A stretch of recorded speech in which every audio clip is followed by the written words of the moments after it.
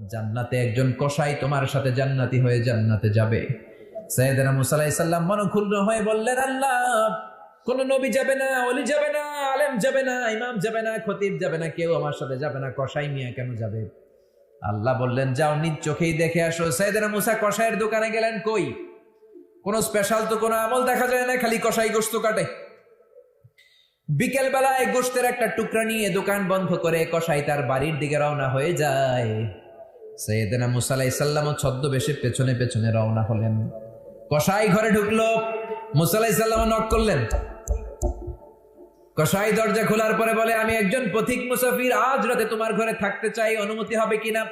কসাই বলে, আহলান সাহলান, আসেন, পাশের ঘরে বসেন, ওই ঘরে আমার কাজ আছে, কাজ সেরে আপনার কাছে আসবো। পাশের ঘরে যে মাচা থেকে একটা বৃদ্ধা মহিলাকে নামালেন।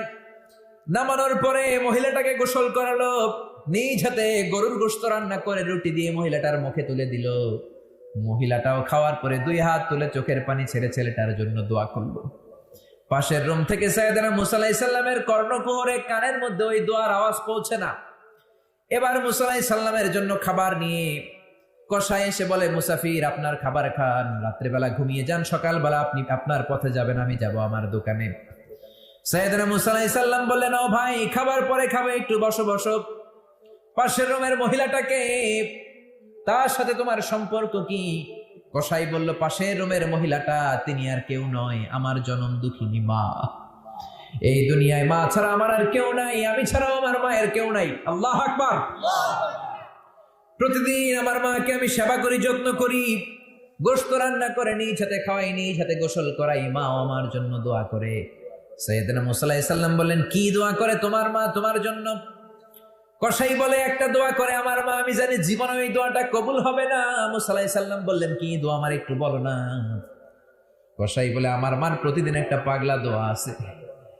আমি খাওয়ানোর পর আমার মা আঁচলটা 2 হাতের মধ্যে পেতে চোখের পানি ছেড়ে আল্লাহরে ডেকে বলে, আল্লাহ, আল্লাহুম্মা জাআল ইবনি জালিসা মুসা ইয়াউমাল কিয়ামাহ।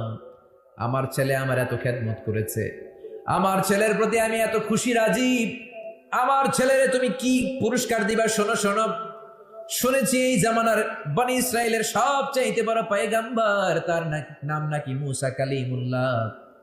এত কিছু আমি বুঝি না, তোমার কাছে আমার একটাই ফরিয়াদ, একটাই চাওয়া, ওই মুসা নবী যখন জান্নাতে যাবে, আমার কসাই ছেলেরে তার বন্ধু বানিয়ে তুমি জান্নাতে ঢুকিয়ে দিও। লা ইলাহা ইল্লাল্লাহু মুহাম্মাদুর রাসূলুল্লাহ সাল্লাল্লাহু আলাইহি ওয়াসাল্লাম। তোমাদের কোনো সমস্যা আছে নাকি?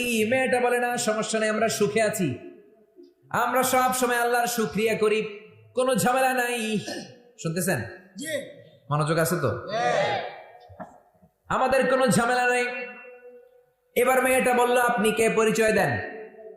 সাইয়েদনা ইব্রাহিম বললেন, আমার পরিচয় দেয়া যাবে না। মেয়ে বলল, পরিচয় না দিলে আপনার সাথে কথা বলবো না। প্রচন্ড রোদের মধ্যে বাইরে দাঁড়িয়ে কেন, ভেতরে ঢুকেন, ঘরে আসেন। কে আপনি? এত দরদ মাখা মুরব্বী, আমাদের খোঁজ খবর নিতে তো কেউ আসে না, আপনি আমাদের ঘরে আসেন। সাইয়েদনা ইব্রাহিম বললেন, না না, ঘরে যাওয়ার সময় আমার নাই, আমার অনেক জরুরি কাজ আছে। মেয়েটা বলল, না ঢুকলে আমি রাগ করব, ঢুকতেই হবে।